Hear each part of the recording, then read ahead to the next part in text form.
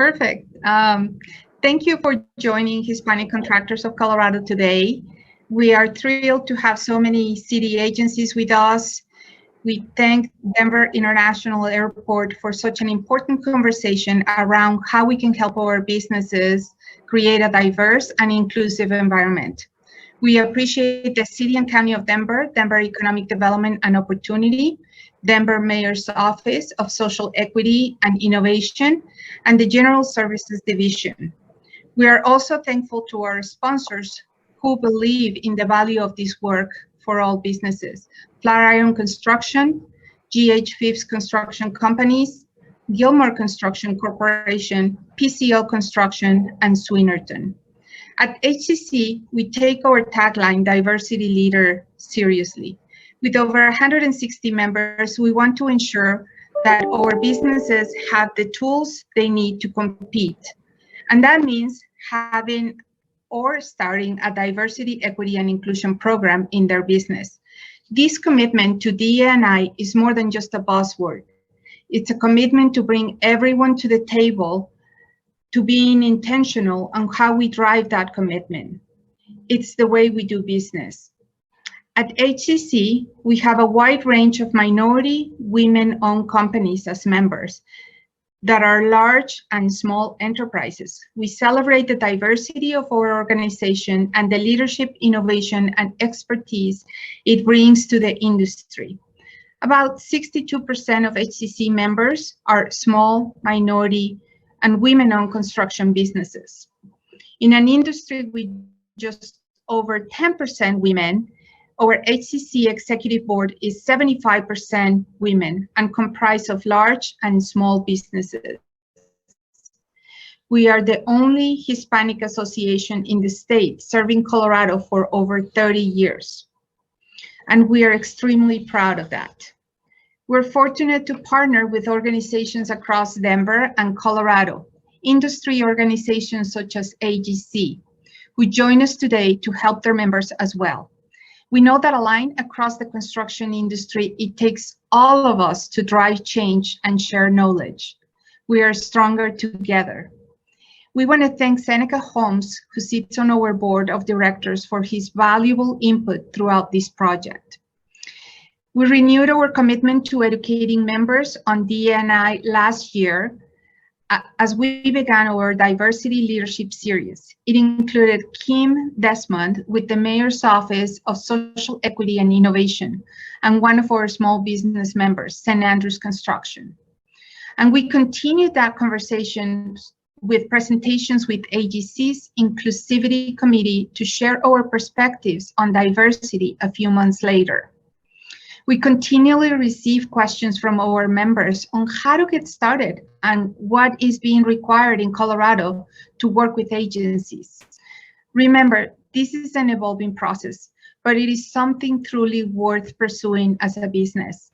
Our hope is that you actively participate today based on your business needs and goals, and decide what ideas you can take from today to initiate the process or to improve upon it.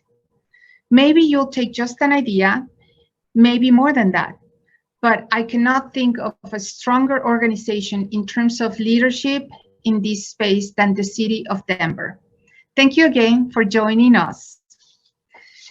And the next part of our program, I'm going to introduce Michael Gifford, President and CEO for Associated General Contractors. In his role, Michael assists commercial construction general contractors, specialty contractors, and suppliers gain a competitive advantage and improve the way they do business. Thank you, Michael, for being here today. Thank you, Rosie, and thank you to HCC and the City and County of Denver for allowing us to be part of this important conversation. And AGC, for anyone who does not know, is National Association of Commercial Contractors, and AGC Colorado is the Colorado chapter for commercial construction. There is another AGC chapter, the Colorado Contractors Association, that covers road and bridge construction. And at the right time, we can invite them to be part of the conversation as well. You know, going back to 2014, AGC had traditionally focused on advocacy, membership services and networking, and really took a look at what we needed to do to solve issues into the future. And we identified workforce as the key issue. And in 2018, we identified diversity, equity, and inclusion as a key part within the workforce challenge. And to put a number to that, and today we have 175,000 construction employees in the state of Colorado. That's residential, commercial, and infrastructure altogether.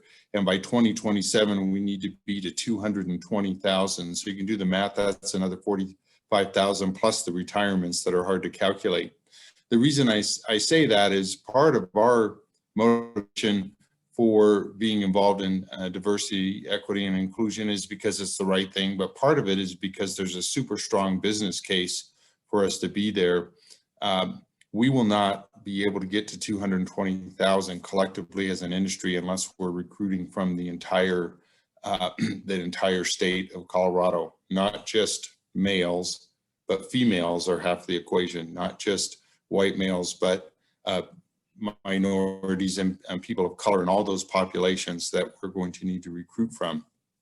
So in 2016, we started adult pre-apprenticeship, and we've been recruiting intentionally. And I'm from diverse populations, I'm proud to report we're 22% female in those monthly pre-apprenticeship classes versus an industry average of 9% female, over 30% Hispanic, and over 20% Black. So we really have been doing that for a while. But in 2018, I mentioned we added diversity, equity, and inclusion to our plan. We started a DEI committee. And then in 2019, working with our National Association and other chapters, we started the Culture of Care. And so the Culture of Care was designed to say it's important, but now when a company is ready to take the pledge and make a difference, what specifically can they do? What tools can they have to take back to their company? And so there's a robust set of tools and best practices and ideas within the Culture of Care. And I think we'll talk about resources at the end. So we can tell you how to find that. And our committee's been meeting monthly. And just a couple of quick thoughts we have coming up next is that in our summer series of general contractor showcases, which will be in person, but instead of all in one big meeting room, will be spread out throughout the summer at each general contractor's parking lot or location.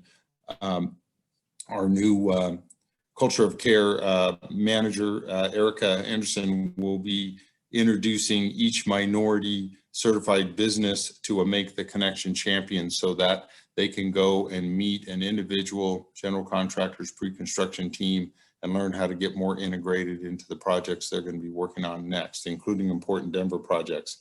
And we've got a lot of other things going on, but just want to let you know that all of that would not be possible if we could not partner with HCC in this effort. They've been an integral part of our joint committee since day one. So we really thank them for their leadership, and I'm glad to answer any questions or talk about that at the end. So Rosie, thanks for having us today. Thank you, Michael. Pleasure having all of you too. So now Michelle Sandoval. Michelle Sandoval is the marketing manager and community relations liaison for Swinnerton Builders. Michelle has 20 years of construction industry experience, and she currently serves on the HCC Board of Directors as our president. And Michelle is going to introduce us to our speakers today. Welcome, Michelle. Thank you, Rosie, very much for that introduction, and thank you both HCC and AGC for everything that you're doing regarding diversity, equity, and inclusion within our industry. So it's my pleasure today to be your moderator and introduce our speakers for today. First up is from our Denver Mayor's Office of Social Equity and Innovation, also known as OSEI. So welcome with me, Kimberly Desmond and Jessica Calderon. Thank you so much, Michelle, for that introduction. And just want to thank the entire HCC, not only staff, but board for continually having us in this space. And shout out to Timmy for always keeping us connected. So thank you all for, and thank you all for being here.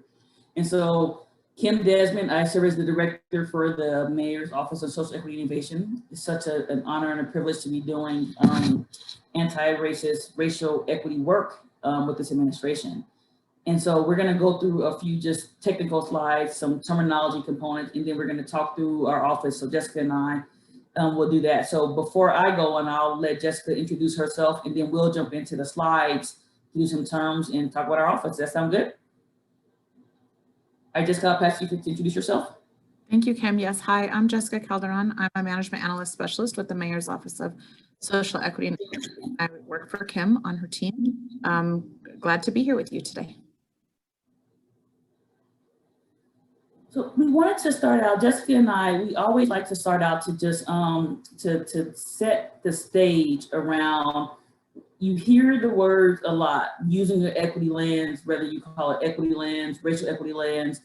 And so just acknowledging the seismic conversations around the country, around policing, criminal justice, lives that have been lost in these large scale systems. And so that's the reason why we exist. And so want to start out just to set the stage around how we define things in our space.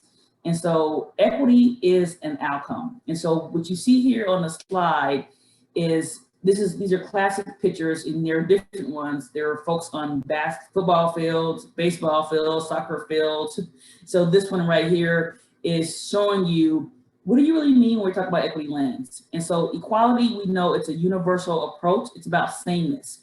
Everyone needs water, right? We all need food to live. That's an equality driven definition. Everyone needs water. Everyone needs food to live. Now, equity is really most certainly connected to justice, because it's looking at the ways in which structurally inequity occurs and impacts folks of color in all our systems, like education, criminal justice, housing. So equity essentially is saying that equity occurs when there is no longer any disparities that can be predicted in systems based on your racial ethnic background. And so equity is a measure. It's the way that you look at creating equality, but you need equity to make sure that there are no disparities that are occurring. And so we want to make sure that we're considering that and considering all the backgrounds here. So for example, on these slides, equality means you're giving everybody the same box to watch a particular game.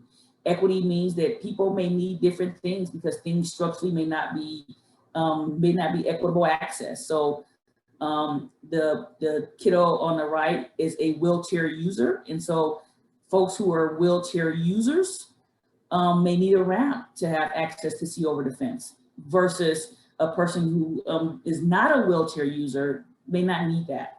Another principle of inclusion may mean, do we even want to be at this game? We want to watch soccer, we want to watch football. And so that's inclusion, is co-creating, where do you want to be at, right? So inclusion is another part that comes to this conversation as well. So it's important just to calibrate the space to say, when you're using an equity lens, you're talking about a disparity, and more poignantly, disparities that are predicted based on your racial, ethnic demographics. And we know that those things are also intersectional with gender, age, et cetera, et cetera. So we'll move on to the next slide. And so we wanted to put you in the space to say, what is the definition of equity? It is a systemic endeavor. And so our office, as a mayor's office, we use this definition to say, we want to make sure opportunities and outcomes where your race, ethnicity can no longer be used to predict life outcomes, and outcomes for all groups are improved. And so when you're using an equity lens, you're asking yourself key questions to get to the outcomes of what this definition means. An equity lens is a fancy way basically to say you're probing systems, you're asking questions. A lot of folks always ask Jessica and I, what's this equity lens? And we're like, there are a set of key questions. It's not exhaustive. And so those are things that is there in that space. I'll open up the space to see if Jessica wants to add anything else around moving more to being transformational. And what we mean by equity, Jessica, I welcome you to add any other commentary around how we define equity or how you see it in terms of transformation. Yeah, so, well, we know that race is still the biggest predictor of outcomes, and that's why we are so forward about it. And our office is just having conversations around, and I'm sure many of you know this, like diversity was big kind of in the 90s, and it's like we need to be more diverse. And then we moved to a space of inclusion and talking about, okay, we have different people at the table, but then you heard people say, well, but my voice isn't heard, or I don't have equal power sharing or decision making, or equal weight in the decision. So we kind of moved to a more inclusion space. How do we include everyone? And now the conversation is definitely moving towards transformation, because many systems, almost all systems, are still rooted in kind of a white supremacy foundation. And so how do we transform? How do we begin to transform that and go beyond just diversity and inclusion? We almost need to rebuild some systems in many cases. So just thinking of how we think in that way and kind of what comes next for this body of work is definitely conversations we're having. So thank you, Kim. So as we move on to the next slide, we want to talk about in our office. Actually, Jessica, you do such a great job at talking about why we lead with race. I'll go ahead and take this over. Sure. So many people ask, why do you all lead with race? We talk about race and social justice. Our academy is called Race and Social Justice. And so we get this question, why do we lead with race? And I just mentioned the reason why is because race is still the biggest predictor of outcomes for people in our country. So we are race explicit. We're very race forward. We talk about it, we put it out there, but we're not race exclusive. So when we say race, there's always an intersectional analysis of ethnicity, gender, people living with disabilities, age, the LGBTQIA plus communities, and all of those kind of intersectional identities that compound inequities, compound racial inequities. And so racial inequities are deep and pervasive. They are in everything. They're in every system that exists, from employment to health outcomes, to access to food, to transportation, to the air we breathe even. And so race was a social construction and definitely used to provide advantage to some. And some people have benefited from that, and some people have suffered because of that. So it's still the primary determinant of one's success. We lead with race because when we learn an institutional and structural approach, and we learn how to think about and analyze our policies and practices and procedures in a way that helps us, again, critically think through those things, then we learn how to dismantle structures that are inequitable, and it helps with these other areas of marginalization. So in other words, we're starting with the big thing, which is race, and when we dismantle those oppressive systems, it helps all of the other groups that are disadvantaged as well. Next slide. It's important for us to, as we are a mayoral office, the city has always, this work actually grew out of a human rights and community partnership office, which was created in 1947. So the agency was created to really address, we had Japanese internment camps. And so it was a huge civil rights arm and still continues to this day. So it's very fitting that this office actually grew out of HRCP, Human Rights and Community Partnership, which is led by Derek Okubo to this day. The mayor saw fit for us to really bolster our anti-racist work and to make sure that our city employees are not only trained, Jessica mentioned the Race and Social Justice Academy, but to make sure that they're ready to do this work at a high level. So the mayor pulled our office out of HRCP, made it official mayor's office. And with that, what was done is that the mayor created an executive order. So the executive order requires all agencies to have to create equity plans. You're gonna hear a little bit more about that later on. And the office, when the mayor launched our office, he charged all his mayoral appointees and EDs with a commitment. And that commitment to him was that equity is, the mayor always says that it's his guiding star. And he wanted all the appointees to be aligned to say, here's what I need you to do. Follow the administration's juncture towards that. And what that means is that you all need to go back by way of equity commitment is formulate equity teams. Every agency has what is called an equity, diversity, and inclusion team. And every appointee actually had to sign this commitment saying that I am not going to shy away from talking and addressing systemic racism. And so much so that the mayor is requiring us to create teams. So across all 20+ agencies, we have teams in every agency who meet with our office to do coaching, they get training to create equity plans. And that's what the equity commitment did. And so we show this here to say that it starts with leadership in terms of like saying, here are the expectations. The expectations is that we're going to talk about systemic racism. Not only talk about it, we're going to dismantle it and re-envision more equitable systems. And so you see the progression from that, our office in a timeline here where it started in HRCP as an initiative, the mayor put it out an executive order, and now our office is working with all teams across 13,000 employees, over 20 agencies to make sure that they all are working towards equity plans. So you can go ahead and go to the next slide. And so we have citywide equity goals, and every agency in their equity plans, we actually are revising our plans now as we see seismic, to Jessica's point. We're moving more into a space of transformation. Dr. Ibram Kendi is really bringing around like anti-racism and what that means to be anti-racist and label that. So we actually are labeling and updating our goals to really be more explicit about what we mean about being anti-racist. And anti-racist means that you're deconstructing any preconceived notions around racial bias or racial judgment. And then it means you're critiquing your policies and your practices that spit out racial disparities. And so our goals are going to be updated to refine what we mean about being anti-racist. We'll go to the next slide and I'll pass it to Jessica to take over the next slide. Thank you, Kim.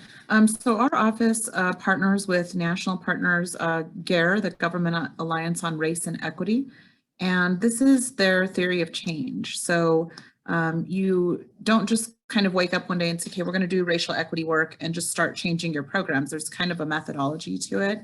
So the first step is to normalize, get people, and this is the approach we take with our entire city body of staff and leadership, normalizing, getting an education strategy, helping people start to get comfortable with terms and understanding what this means, having discussions with their teams, making it a priority and having a sense of urgency about it, which the mayor did, as Kim mentioned, with kind of stepping out and saying, this is what we're doing now, and helping kind of get people adjusted to that. And then once that happens, you organize, as we established EDI teams, as Kim mentioned, we identify equity opportunities, and we figured out how are we going to work? Who's going to own this work? Who's going to do it? How are we going to be set up? Who's going to do what? How are we going to report? What are the structures? And after you get all organized, then you can move into operationalizing your work. So you start looking at your data, what you want to improve. You can implement action plans, just like Kim talked about that we have with all our agencies. And then you set it up so that how are we gonna, once we start these strategies, how do we learn from them? How do we collect our data? How often are we gonna check this data? How are we gonna know if what we're doing is working, if we need to pivot to something else, if we need to improve upon it? And then you start the work. So we follow this theory of change, and it's working quite well for us. So we wanted to share that. Next slide. And to operationalize this work, we use that word a lot with our agencies, equity integration and operationalizing the work. It means we're clear about what is the equity lens. We're clear about equity goals. We're clear that all of our teams every team, equity team is actually required to go through our Race and Social Justice Academy. So that way we can start, to Jessica's point, with normalizing, people know what that means to do the work. And then the equity plans. Every agency actually is working on right now strategies, and it's tracked via our equity dashboard, which is the reporting tool that the mayor and appointees and agencies will look at to say, what are we doing here? And so that's actually building policy. In terms of the executive order, it's required. And that's the way that we dismantle systemic racism. It's not only important to dismantle systemic racism, you have to integrate and re-envision, and it's always in my mind, Jessica's always reminding us, we have to be transformational and re-envision and integrate equity in ways that we have not envisioned it. And so these are things that we're doing to integrate equity in that space. Please go to the next slide.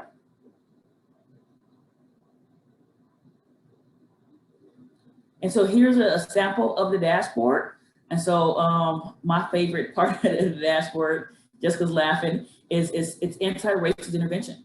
We are counting the number of policies, practices, budget decisions that people are making to change the systems that are inequitable. Not only that, we are counting and looking at all the strategies across every agency and say, what are you doing? It's like now a conversation piece. It's like, show us how your action steps are leading towards dismantling systemic racism and what does it look like?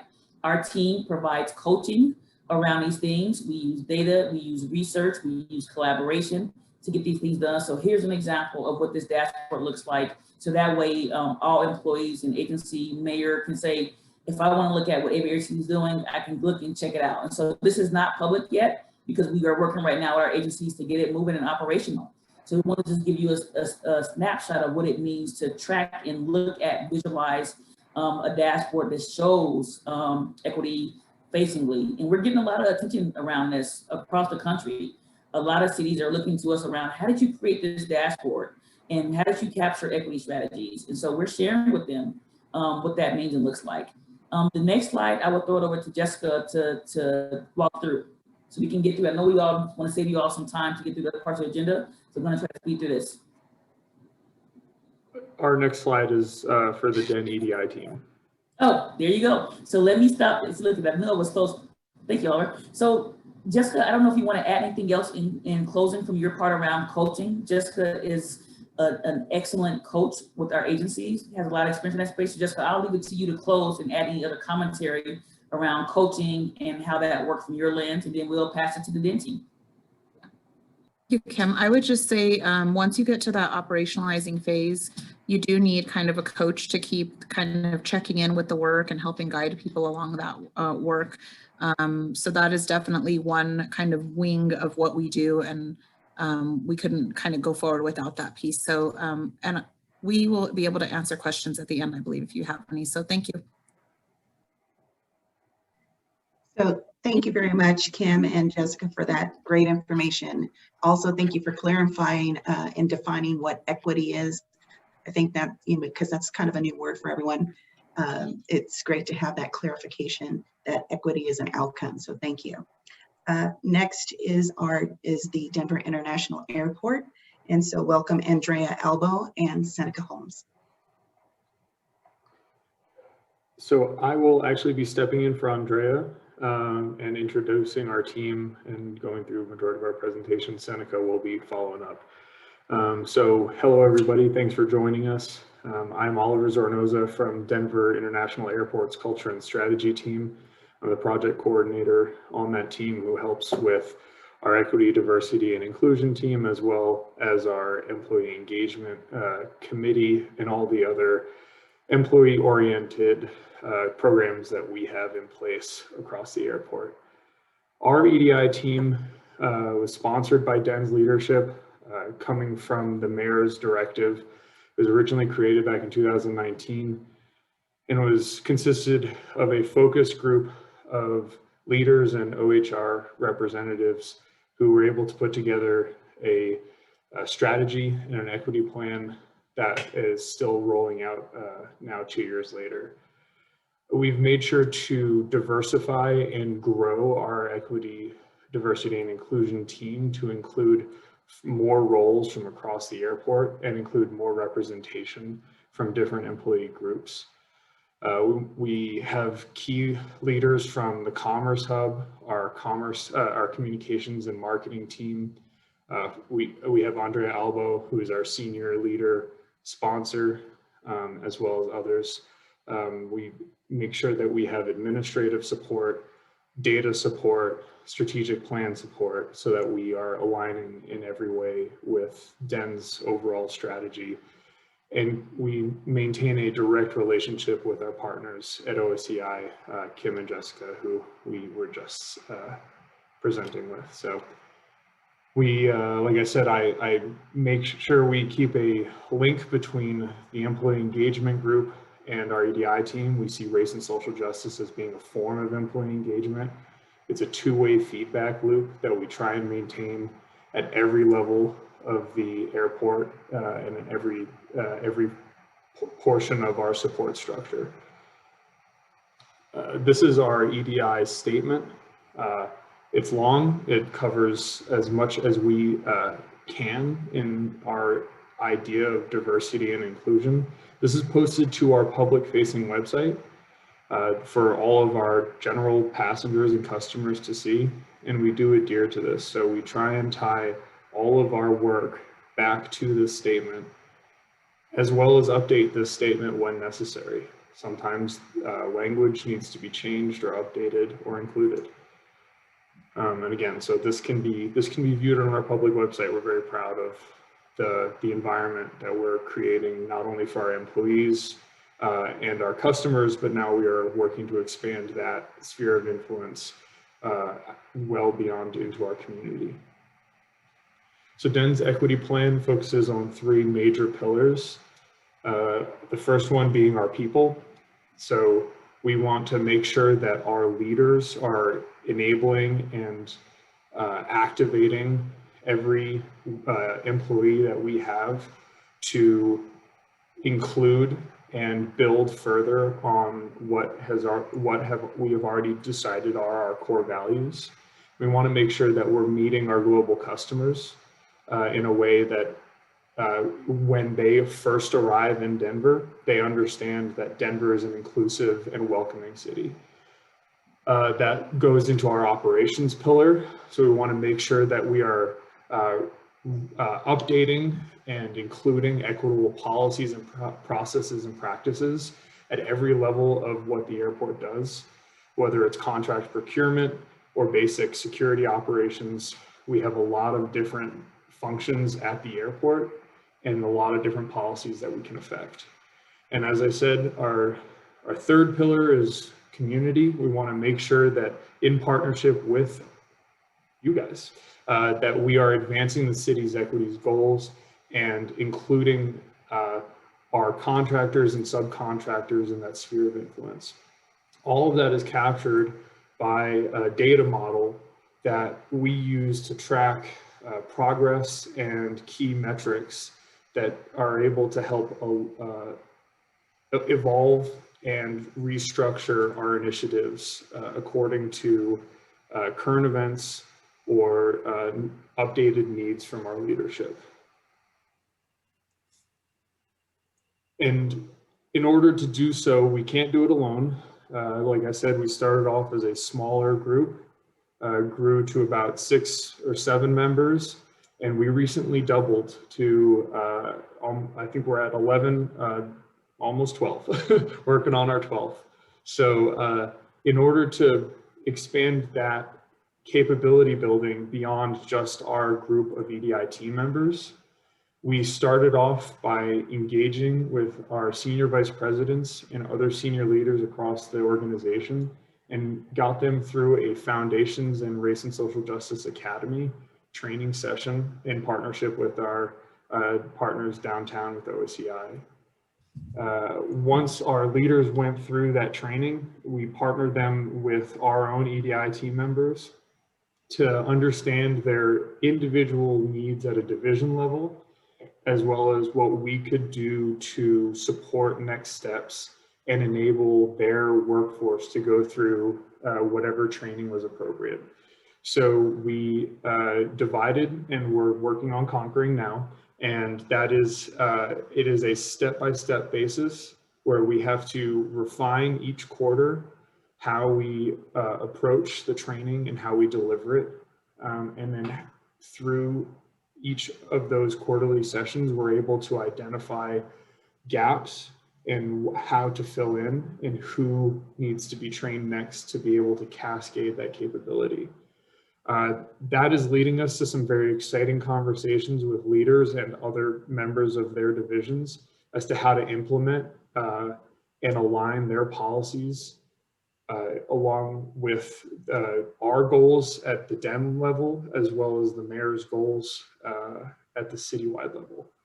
So those, that is where we are moving really into an operationalizing state where we are going to start piecing together our policies to make sure that an equity lens is applied and updates are appropriate to that, to each and every policy that is that is in need of it.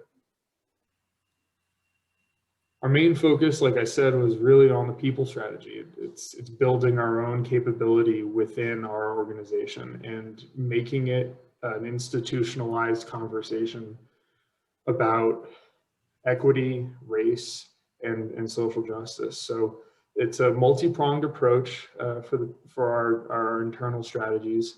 We, like I said, focus on our Race and Social Justice Academy, pushing through about 150 participants every quarter.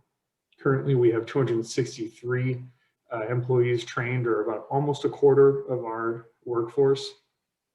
That's in partnership with other strategies that we employ, including cultural events, as well as discussion groups focused around books or podcasts.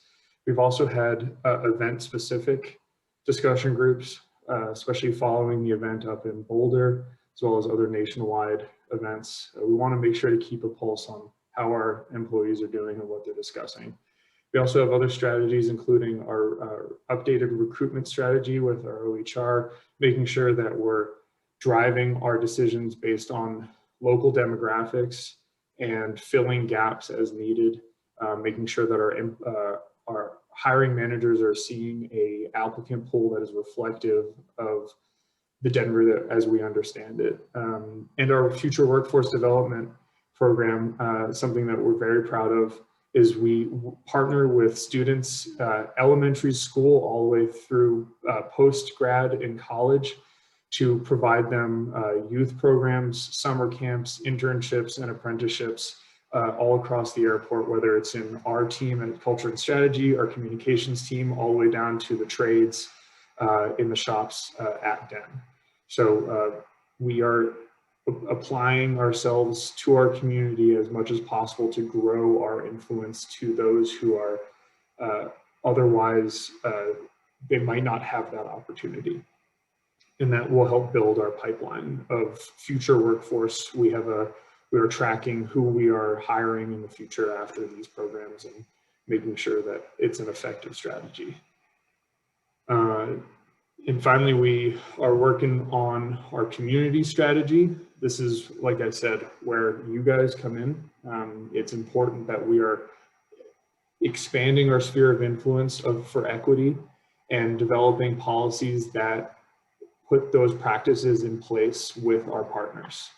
So Seneca will be able to talk a little bit in more detail about how the Commerce Hub is providing resources and trainings or guidelines for our partners in the contracting world. But it is important to note that this is our next step to help boost our community goals of equity and making sure that the dollars that we are spending are going towards the right resources. So I'll leave that to go over to Sen. Thanks, Oliver. Appreciate that intro. First, I'd like to give some acknowledgement to our leader at Den for the EDI work, Andrea Albo. Unfortunately, she had to step aside to deal with an unexpected situation, but she really is the person who has taken the Den EDI work to the next level, and hopefully in the future you guys will get to speak to her directly. Also, as Oliver alluded to, we've done a lot internally, and now our focus is how do we drive EDI work into the community. Beyond, I think, what we're used to is with regards to, utilization of certified firms. What can we do to grow small, minority-owned, women-owned businesses to be able to be successful, not only with regards to city contracted work, but in the market generally. And so, we can't do that without partners. And so I think, it's really important to give a shout out to our partners who are helping us advance the conversation today, AGC, ACC, particularly as it pertains to the construction industry. And then, of course, the folks who are really leading EDI within their own organizations want to acknowledge the sponsors for this event, GH Phipps, Gilmore, PCL, Flatiron, in Swinnerton. It's one thing to participate in these conversations. And of course, we want to drive participation as wide and deep as possible. But it's another thing to commit time and resources to really making these discussions happen. And so I want to give proper acknowledgement to those sponsors. As Oliver alluded to, a lot of our stuff has been internally oriented, but we really see that the primary way that we can drive EDI and EDI participation is through our procurement process. And so through the Commerce Hub, we are dedicated to making sure that we are utilizing and helping grow MWBE, SBE firms. Our sole goal really is to champion small minority and women-owned businesses to have greater contracting and capacity building opportunities. One of the things that we have done recently, and I want to say we have a number of strategies laid out here. We have tactics that are associated with the strategies. All of these strategies are really in process. And perhaps the most momentous one that we've adopted as of January of this year is that any contract that is over $10 million, we are going to be actively evaluating for unbundling. And I don't know if you guys have been following the future opportunities list, but we have unbundled a number of contracts within the last quarter.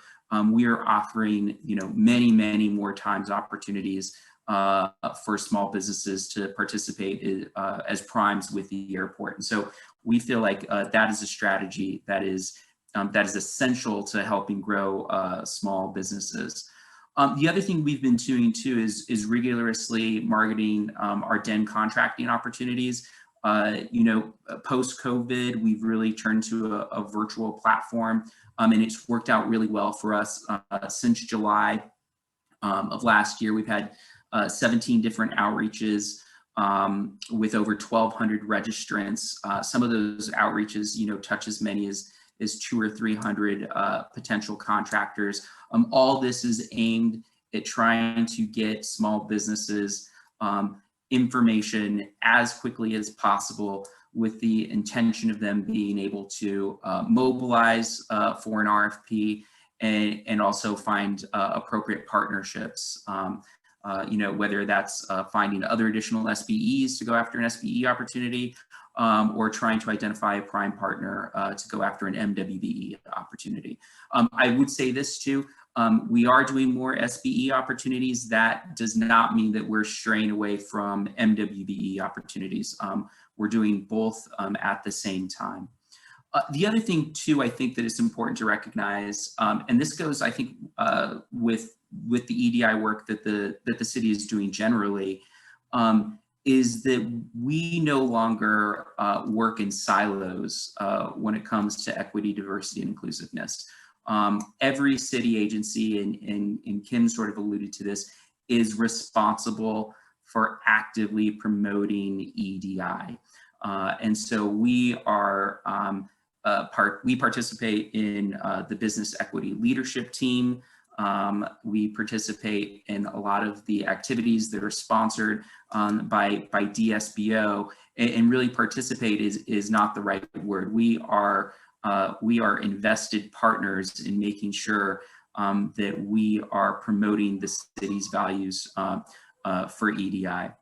And then we're also looking to drive capacity or scaling within the industry. So that is the reason that we are active partners with HCC, that we are strong supporters of the HCC Contractor Academy, and anything that we can do that will assist small minority and women-owned firms not only participate in contracting opportunities, but grow and actually realize wealth creation. So with that, I look forward to talking to you guys in the breakout room. And again, I want to thank everybody's participation on this call. I hope it's only the very, very beginning of a much larger conversation. And Oliver, who do I send it to now? Michelle will queue up our next right. speakers. Okay, thank you very much, Oliver and Seneca, for that. It's great to hear everything you're doing at the airport, especially looking at it from a workforce, customers, and community lens. So that is fantastic.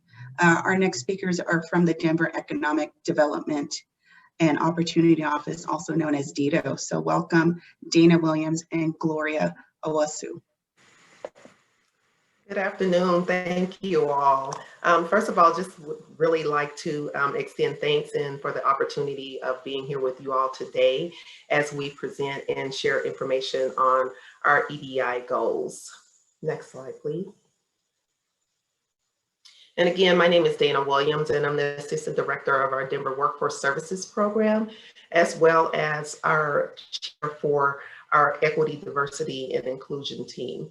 And DEDO's Justice, Equity, Diversity, and Inclusion JEDI Task Force team is comprised of staff that represents all divisions of our agency who work to identify resources, set accountability for sustained efforts. And we do this through a number of ways. We found ourselves breaking out into various subcommittees to help continue driving the work around equity, diversity, and inclusion. And our 3 subcommittees and 3 focus areas focus on culture and education. That subcommittee basically works to develop learning opportunities that strengthen and educate and promote awareness for all of our DEDO staff around EDI issues. We also have our goal setting and analysis subcommittee that also outlines and proposes practical and relevant agency goals around JEDI measures, also works to produce respective outcomes to the work as well. And then lastly, our policy and programming subcommittee really serves as that internal JEDI filter to help guide all of our DEDO programming, our policies, and budgetary decisions. Next slide, please. And as we talk about our approach to the work, we really are looking at 4 different ways of doing this. First, as you see in the first bucket here, our equity baseline and goal setting. What we've done in this realm really is to hone in on equity accomplishments throughout the agency for each division, creating a baseline of our activities to advance our DEDO equity agenda. We also are looking at how do we measure our success? How do we know when this work is really driving change? And how do we look at and identify what type of KPIs that we need to be identifying and currently exploring to embed equity into all of our work and measure those operational metrics. We also look at, again, we talked about the expanding the education and knowledge of our staff. And so we look at a number of ways of how do we promote different types of celebrations. We created a calendar of cultural holidays and a series of one-pagers outlining the history, cultural significance of numerous holidays, as well as we organize cultural events and operational activities for our staff to participate in. And then lastly, we have our touch points in program communication, where we're continuing to expand upon this work and continuing to talk about it and discuss the work during our all staff meetings. We gather for monthly lunch and learns, for information sharing and continued sharing for all employees, and to promote education and dialogue in this work. Next slide, please. So as we talk about equity planning within our agency, what we really look at doing is really focusing all of our economic relief and recovery efforts around equity issues. We look at ways in which we can help our businesses, our most under-resourced businesses and our residents be able to have access to economic efforts, as well as determining where we need to focus those efforts. Our equity planning right now, we are in small focus groups. We're doing a number of things. First of all, creating those small focus groups to really kind of hone in on what those equity goals are going to look like, what our strategies are going to entail. And so within DIDO, we have our workforce team, our business and global team, as well as our small business opportunity, and then our neighborhood equity stabilization team. And so each of these teams are working together to work with their division leadership to develop an integrated and sustainable equity goal and strategy for each of their divisions. And then we will take all of that information and we will memorialize that into our strategic equity plan for all of DIDO. And then on the right side, you can just see some of the guiding questions that we're envisioning asking each division to really take a look at and to really think about what they've done in the past and present to address equity, and but primarily where they see evidence of inequity in each division and what we can do around addressing those things. Next slide, please. I am going to pass it off to Gloria, who is also going to talk to you all about EDI in our small business opportunity space. Gloria? Great, thank you, Dana. And thank you, HCC, AGC, for putting on this great event about a very important topic. And it's nice to see a lot of familiar faces here. So I'm glad to be here to speak about the work of DIDO's Division of Small Business Opportunity, also known as DSBO, and what we do to promote equity for small minority and women-owned businesses. A little background, DSBO's authority is created by executive order, the Construction/Professional Services Ordinance, and the Goods and Services Ordinance, both of which are authorized at 5-year intervals. And so the purpose of these articles is to enable the city, through its departments and agencies, to undertake specific activities to prevent discrimination and its effects against businesses that have been certified minority and women-owned. It's DSBO's objective to create a level playing field, to reduce barriers to opportunities, and to help foster relationships between large and small disadvantaged businesses. So DSBO works to create opportunities for these SMWBEs on projects and contracts executed by our agency partners, as Senna had alluded to in his section. So as we know, the city is comprised of various agencies and programs, and DSBO works primarily with 5. So the Department of Transportation and Infrastructure, Denver Parks and Rec, General Services, Arts and Venues, and DEN. And DSBO also works with independent agencies, including Denver Health and various culturals, including the Denver Zoo, the Denver Art Museum, and the Botanical Gardens. So each of these agencies have their own teams, their own projects, budgets, and procurements. And so when it comes to assessing and establishing participation goals and tracking small business utilization on contracts, DSBO works closely with our agency partners. Next slide. In 2018, the mayor commissioned the formation of the Business Equity Leadership Team, known as BELT. It's led by DIDO and DSBO, comprised of executive leadership and senior staff from all the agencies that I mentioned previously. So we work to come together to break down those internal silos and foster greater collaboration and communication among agencies to foster greater small business participation. So agencies were tasked with developing specific strategies and tactics to better assist small minority and women-owned businesses. And those were shared in the 2020 citywide master utilization plan. And I just want to highlight a few of the accomplishments as a result of these efforts that continue to date and that we've made significant progress on. The development of the citywide master utilization plan. We are in process of working on a new plan that will be shared with the community. The unbundling of contracts, Sen did speak about what DEN has been doing. So DSBO's been working closely with DEN and with DOTI when it comes to looking at these specific projects and seeing if they're appropriate for the SBE defined pool.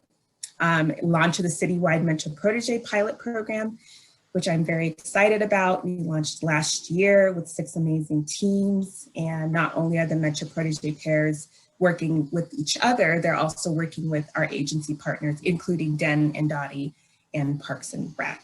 And then we've also had greater collaboration on our citywide outreach events, including our monthly Construction Empowerment Initiative events, and then our citywide Bridging the Gap events. We've also made tremendous improvements with regards to prompt payment.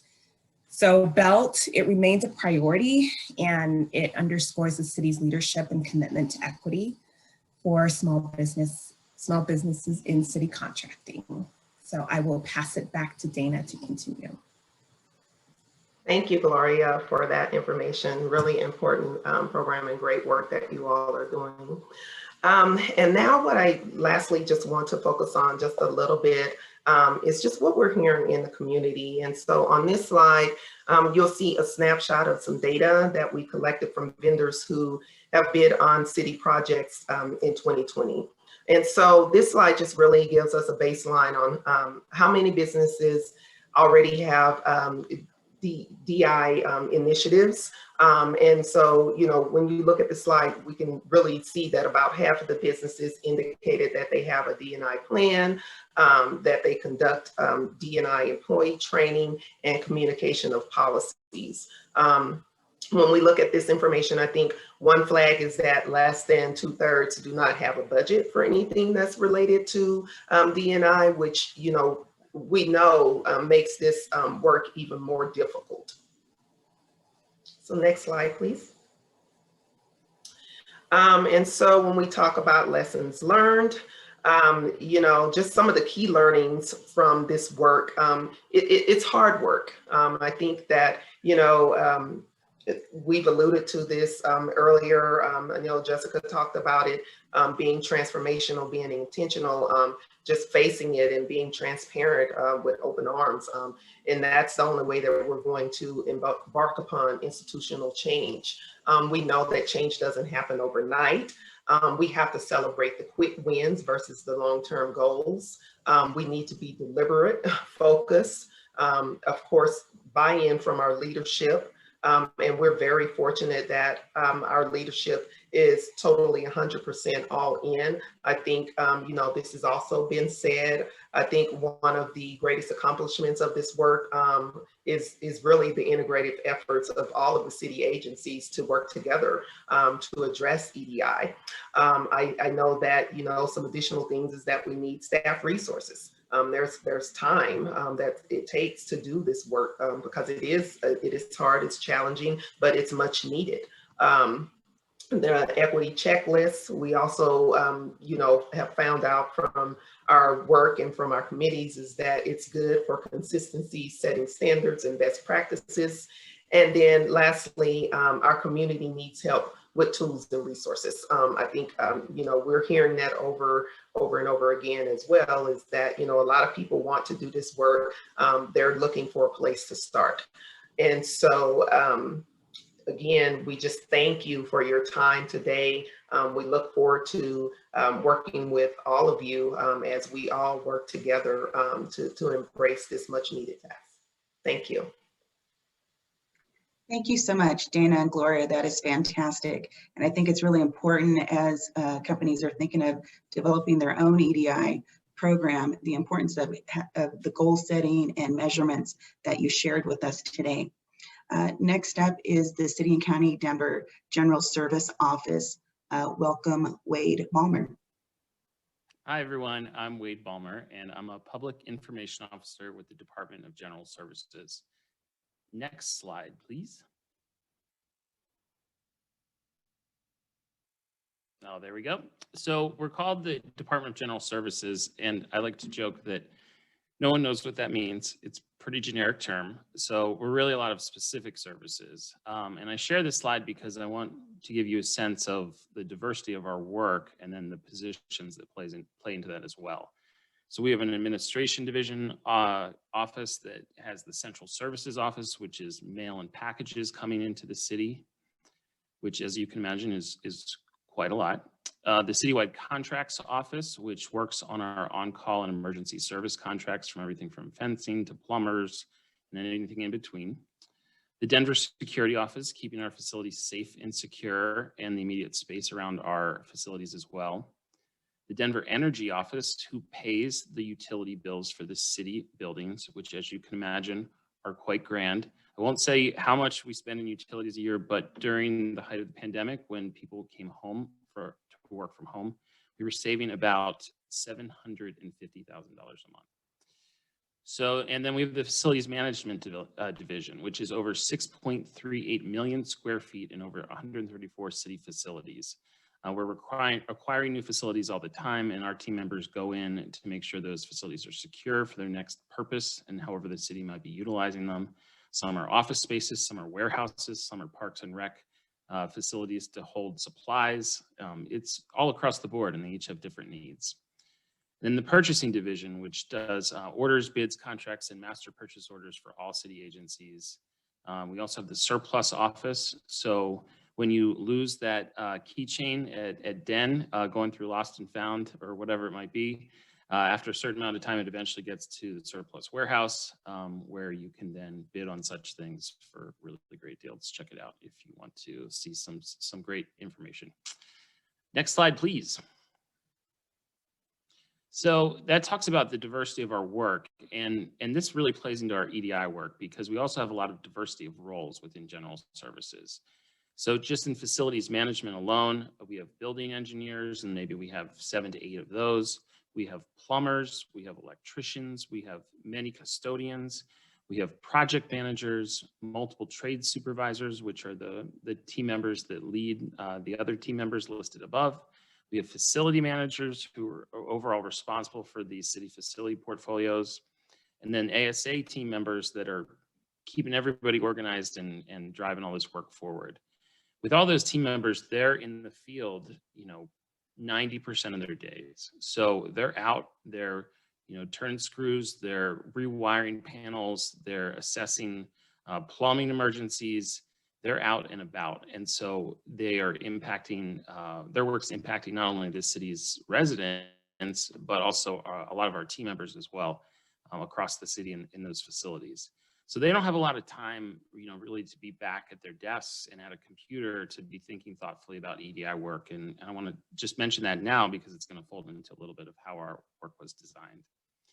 In terms of the administration and purchasing divisions, we have buyers, we have mail clerks. So these folks are going out across the city, delivering mail and packages to our facilities.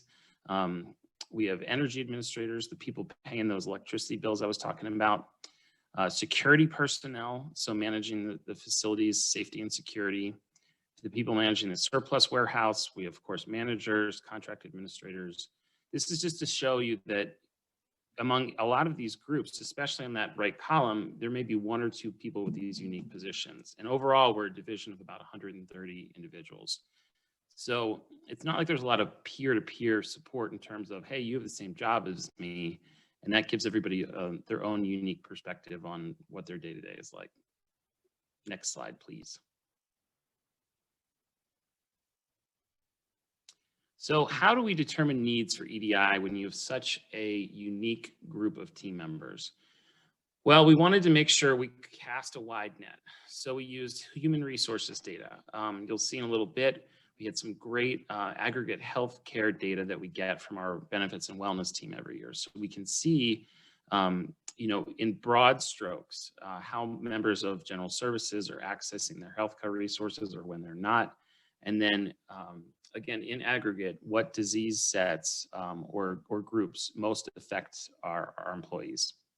We also have employee engagement data. The City and County of Denver engages in a biannual employee engagement survey citywide. And we get data driven down to teams specifically about what their workplace is like, what stresses them out, what opportunities do they think they have, how engaged are they in the city's goals as a whole, do they feel like their work makes a difference. We have all these data points as well, and a lot of times, like many of the other agencies here today, we have our own employee engagement team that sort of analyzes that data and looks for ways to impact the agency and make things better. Community feedback. We're mainly an internal facing agency, but in terms of our purchasing and surplus offices, there is a lot of external resources as well. So, it's folding in community feedback about our programs and services and user experiences, and are people able to access, understand, interpret our services in the best way so that they can take advantage of those resources. And then listening sessions, you get all this data and everybody's aware of over surveying people and, surveys just to survey and things like that. But we have been very thoughtful, especially in the past year, about having targeted listening sessions with very specific groups where, managers leave the room and peer-to-peer communications happen and listening sessions happen to really sort of dig in on EDI and wellness and employee engagement questions and topics and hear what's going on. And so we can get that sense from people like, how is this really happening in your day-to-day?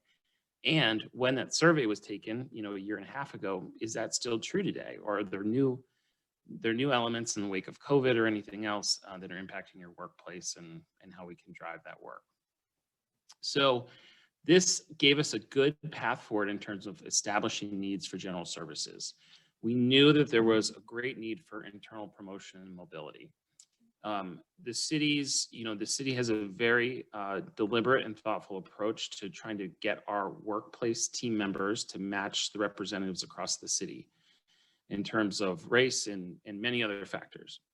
But what's traditional across the city is that you will see that although the individual contributors will represent the same data sets, management typically not so much.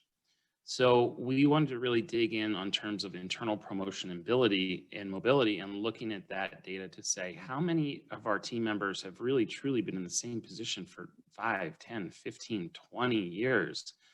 And let's find out what's keeping people from being promoted or from seeking out those opportunities or for feeling like they have the ability to seek out those opportunities. More diverse candidate pools. Now that the city is able to slowly start hiring again, it's all about the outreach and how do we bring in people that represent our communities and have these perspectives in all the work that we're doing, because it makes our work richer and more robust. Health and wellness disparities. So as I said, with this health care aggregate data that we get, we know that our team members in general services, unfortunately, are winning the data sets in terms of the higher incidence of diabetes, high cholesterol, and high blood pressure, and many other disease sets that have genetic ties and a lot of other factors. We know that people aren't going to primary care doctors and they're not, or they haven't established that relationship. We know they're not accessing healthcare resources. We know that they're not logging into our internal wellness portal where they can do a few simple actions and get a $600 health savings account deposit at the end of the year.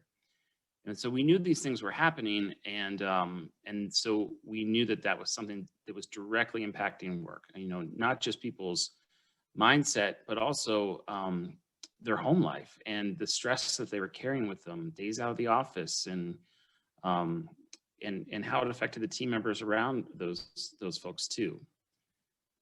Tracking solicitation racial data was another point that established some of our EDI needs for general services.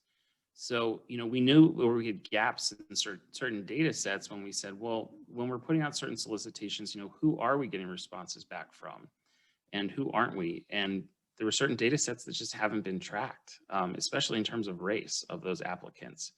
So that's something we saw a definite gap and wanted to pursue through this work. And then vendor equity and outreach, as our great friends at DISBO mentioned and Den as well.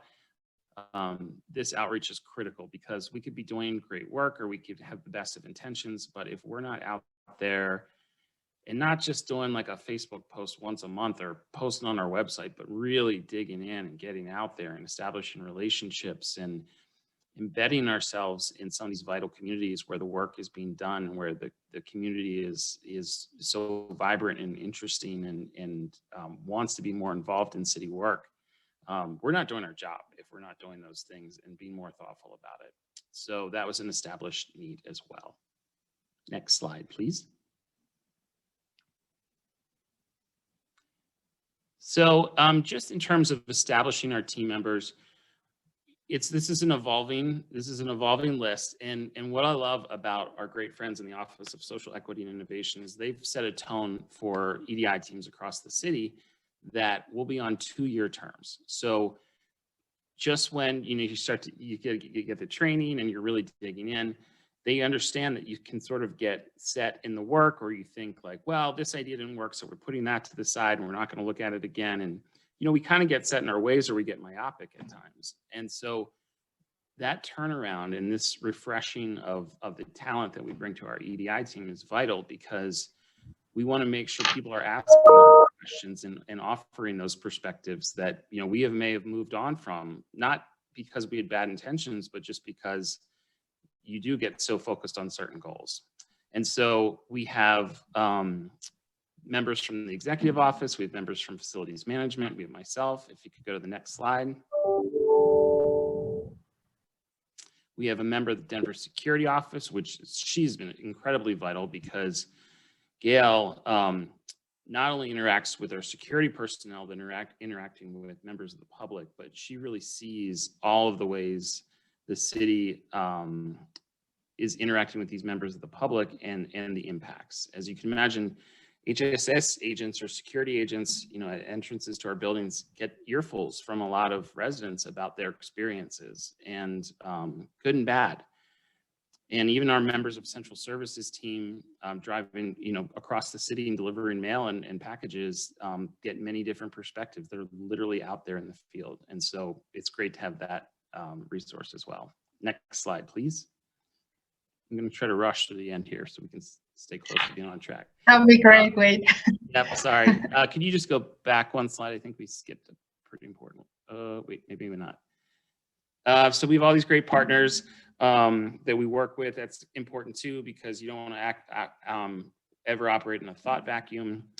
And I do want to give another quick shout out to the Office of Social Equity and Innovation. And they didn't mention this in their piece, but they took, through this whole process of training all these groups, they deliberately take moments to be thoughtful and careful and engage us as EDI team members in different ways. And I'll give the example of the training we had almost immediately after this summer. With everything going on across the United States and even the world, was a very charged environment. And so they gave us space in that training to say, let's just take a breath collectively. We all feel like there's this environment, and we feel even more empowered to do our work, or stressed about it, or whatever it might be, because we can see the needs out there. People have taken to the streets to say things need to be done. And they gave us a space just to sort of breathe through it and to try to lower the temperature so that we could think more carefully about our work, which is vital. You got to take that, because you get so focused on the goals sometimes you can't step back.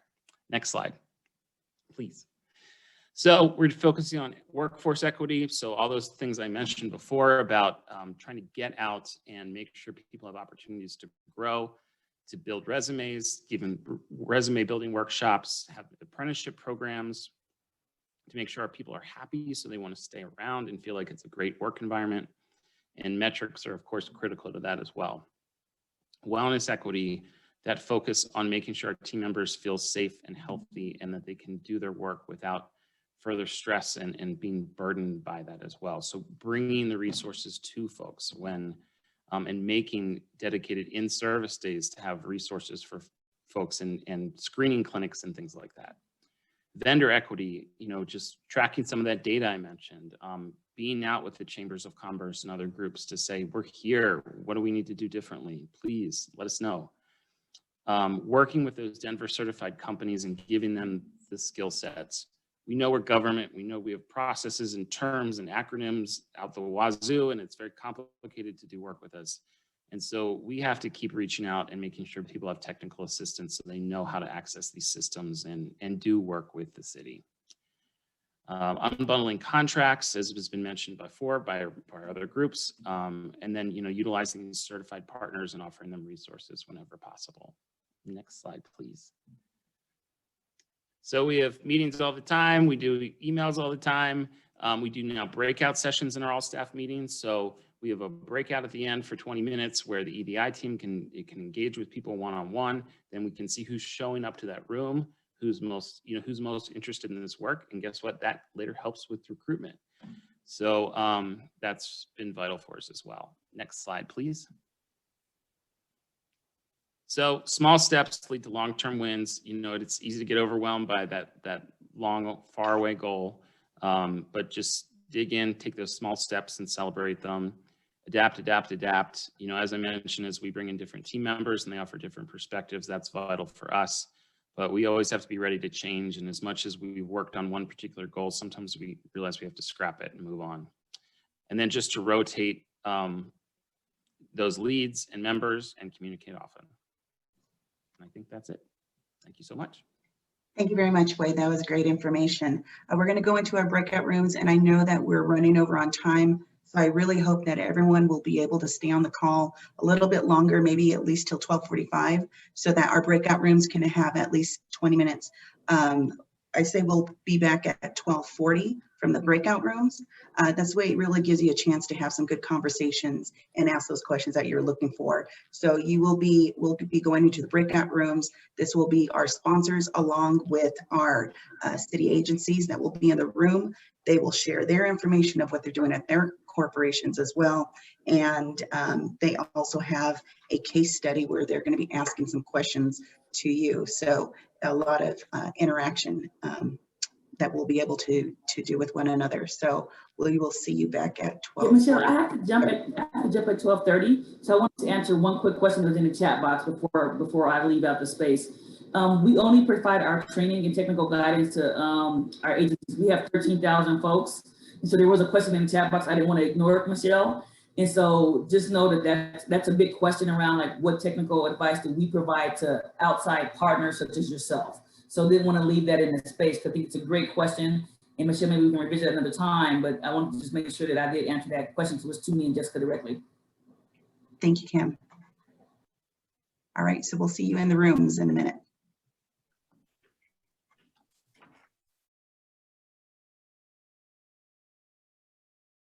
Breakout rooms were shorter than we expected, but hopefully you were able to get some really great information, at least a starter, and be able to answer some questions or ask questions. What I do want us to share is that we've pulled together some tools and resources for all of you that we're going to share along with this presentation so that if you're looking to further develop your own EDI program with your own office, where's a place started for you, or you know what to learn, just more information. And so you will be receiving all of this information as a follow-up. Also, I just want you to make sure that you stay tuned and follow our HCC information. Follow us on LinkedIn. Follow us, you know, if you're a member, check out our newsletter, go to our website. We're trying to provide as much information to you, and we provide a weekly newsletter. Our upcoming events include May 13th, this is our Women in Leadership group. So if you're a member or if you're not and you're interested, we have a Women in Leadership committee. They are fantastic. They currently have a professional workshop that they're working on with Jennifer Porter, and the session 2 is coming up later this month. On May 19th, we have our general membership meeting that's still virtual, and we're talking about life after COVID. And this includes Dr. Eric France with the CDPHE, Vanessa Bernal with Colorado Department of Public Health and Environment, Jose Negron with the Unemployment Insurance Auditor Office. And we're talking about what does that look like as you're opening up your business, covering health, environment, current and future guidelines, restrictions, vaccinations, stuff like that. In June, we're hoping to have our GMMs in person. So look out for that information as we're moving forward, and we're going to make sure that we're COVID compliant. We're looking for locations that will be hosting these outside, and so that everyone can still, you know, space themselves and feel safe. Also, look out for more information. We're going to be putting together a training workshop with our Contractor Academy. We're going to be partnering with the DITO office on, if you're putting together your program, how can you put that into, how can you write about it so that you can also include it into your upcoming proposals. So we haven't developed that yet, but it will be coming out soon. So stay on the lookout for that information. I just want to say thank you for everyone for staying with us, even though we went a little longer. Thank you to AGC, to all our city and county Denver partners, all of our speakers and sponsors today. We appreciate you. make sure you follow us on all our social media panels, and just thank you for being here with us today. So have a Great job. have a Cinco de Appreciate Mayo. it, Thank Michelle. you, everyone. Thank you.